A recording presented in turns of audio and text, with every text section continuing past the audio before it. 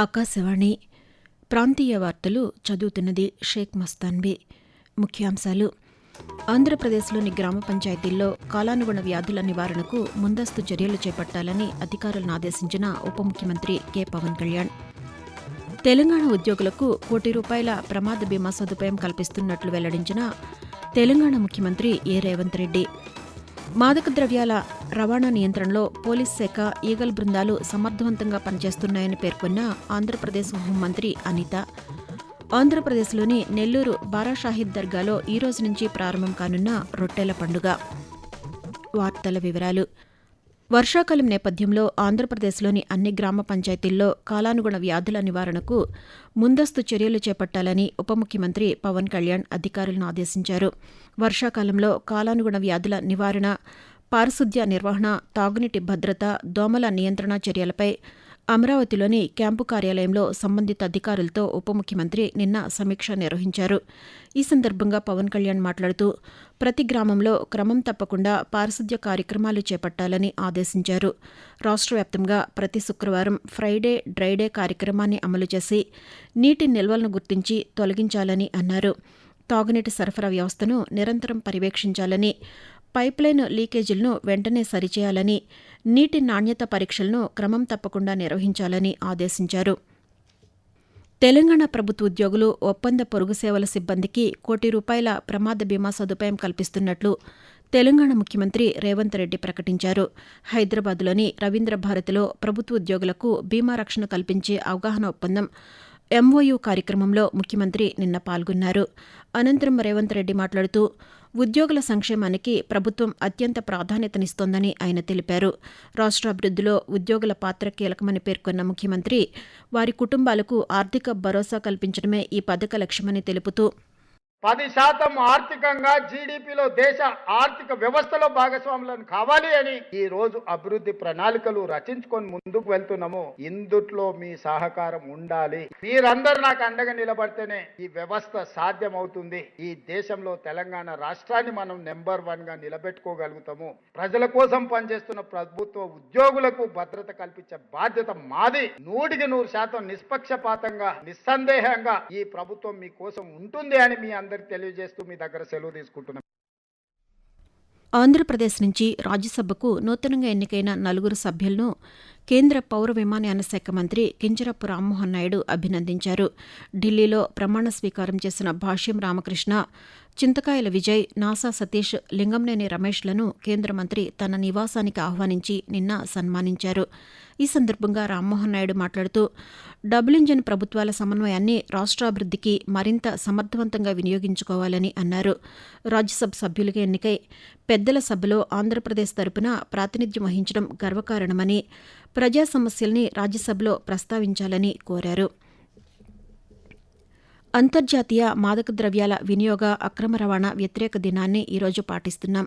ప్రతి ఏటా జూన్ 26వ తేదీన అంతర్జాతీయ మాదక ద్రవ్యాల వినియోగ, అక్రమ రవాణా వ్యతిరేక దినం పాటించాలని ఐక్యరాజ్యసమితి సర్వప్రతినిధి సభ ఇచ్చిన పిలుపు మేరకు 1987 డిసెంబర్ 7వ తేదీన ఒక తీర్మానాన్ని ఐక్యరాజ్యసమితి ఆమోదించింది. అప్పటి నుంచి ప్రతి ఏటా జూన్ 26న ఈ కార్యక్రమం జరుగుతోంది. మాదక ద్రవ్యాలను తీసుకోవడం వల్ల కలిగే నష్టాలను ప్రజలకు, ప్రత్యేకించి యువతకు తెలియచేయడమే ఈ కార్యక్రమ నిర్వహణలోని ముఖ్యోద్దేశం. మాదక ద్రవ్యాల వ్యసనం యువత భవిష్యత్తుకు, దేశాభివృద్ధికి ముప్పుగా మారుతోందని ఆంధ్రప్రదేశ్ హోంమంత్రి వంగలపూడి అనిత అన్నారు. అంతర్జాతీయ మాదక ద్రవ్యాల దుర్వినియోగం, అక్రమ రవాణా నిరోధక దినోత్సవాన్ని పురస్కరించుకొని అమరావతి సమీపంలోని ఒక ప్రైవేటు విశ్వవిద్యాలయంలో ఈగల ఆధ్వర్యంలో నిర్వహించిన అవగాహన కార్యక్రమంలో ఆమె నిన్న పాల్గొన్నారు.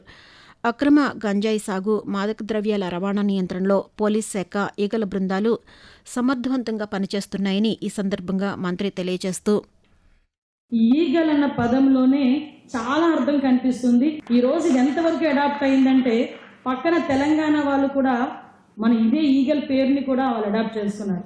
నిన్నగాక మొన్న తమిళనాడులోని సీఎం అయిన విజయ్ గారు కూడా ఈగల్ లాంటి వ్యవస్థని మన దగ్గర కూడా నడిపించాలి అని చెప్పి మనల్ని ఆదర్శంగా తీసుకొని ఈరోజు తమిళనాడులో వేసే పరిస్థితి. ఆకాశవాణి ప్రాంతీయ వార్తలు వింటున్నారు.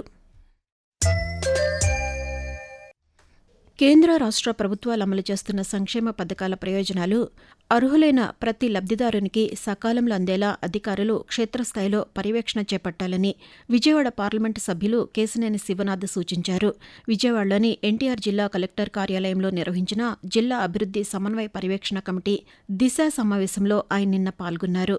ఈ సందర్భంగా శివనాథ్ మాట్లాడుతూ జిల్లాలో తాగునీటి సమస్య తలెత్తకుండా చర్యలు తీసుకోవడంతో పాటు ఉపాధి హామీ పథకంలో అర్హులైన ప్రతి ఒక్కరికి జాబ్ కార్డులు అందించి పనిదినాలు కల్పించాలని అధికారులకు సూచించారు. కేంద్ర ప్రభుత్వం అమలు చేసే పథకాలు, రాష్ట్ర ప్రభుత్వం అమలు చేసే పథకాలు ఏ విధంగా వెళ్తున్నాయనేదే ఈ దిశ కమిటీ యొక్క సమీక్ష.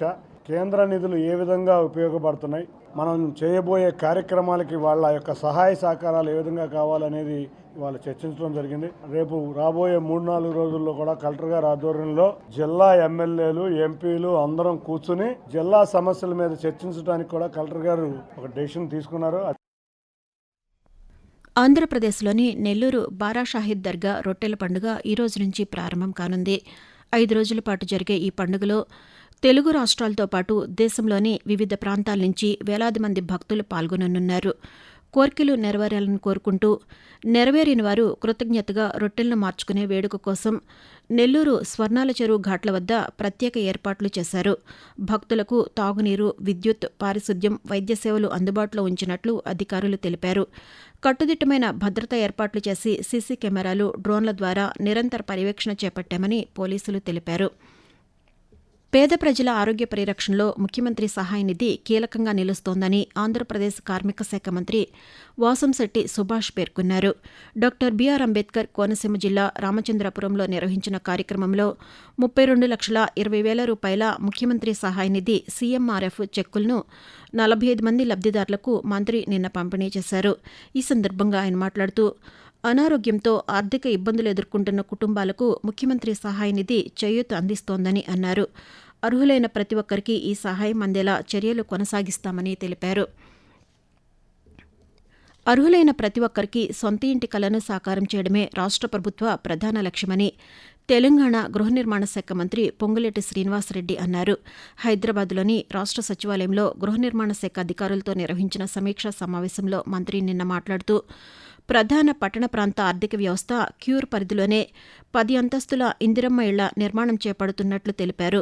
క్యూర్ పరిధిలోని 26 నియోజకవర్గాల్లో దాదాపు 20 ప్రాంతాల్లో ఇప్పటికే స్థలాలను గుర్తించామని, తొలి విడతలో ప్రయోగాత్మకంగా ప్రతి నియోజకవర్గంలో 500 చొప్పున ఇళ్లను నిర్మించనున్నట్లు మంత్రి వెల్లడించారు.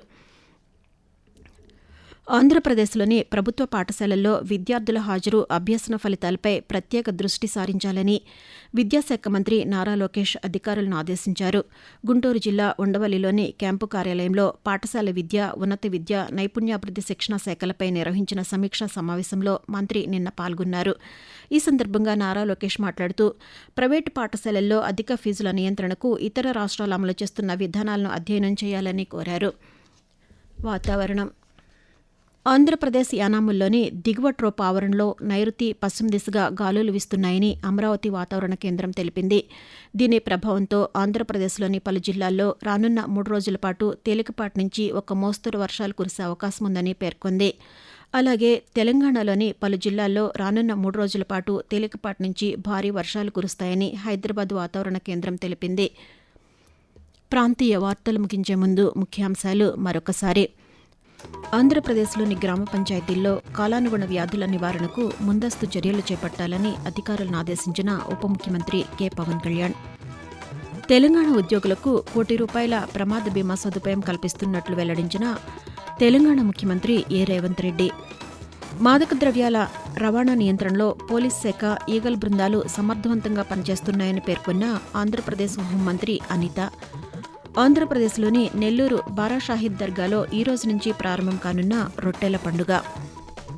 ఆకాశవాణి ప్రాంతీయ వార్తలు ఇంతటితో సమాప్తం.